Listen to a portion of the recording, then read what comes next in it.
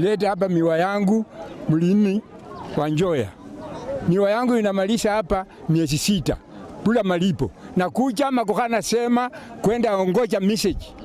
Na ongoja message mpaka kutoka mwezi wa 4 mpaka saa hii. Mimi ni Mwanaidi Magoha, nimekuja kudai pesa zangu za miwa zenye zilikatwa mwezi wa 10.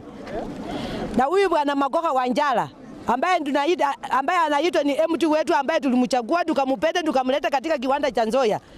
Nataka kiwanda chetu chikue, watoto wetu wapate hapa kazi, na yeye amekuja kutuangusha.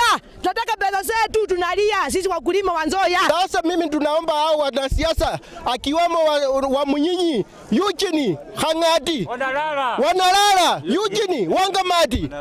Sasa wametuachia tu sisi tunalia kila siku. Cha kushangaza kuna mkulima wa 2019 hajalipwa miwa yake hapa.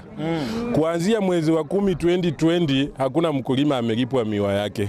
Kumaanisha mimi nikikata miwa saa hii nitalipwa next year. Hii kampuni inaunda milioni 30 kila siku.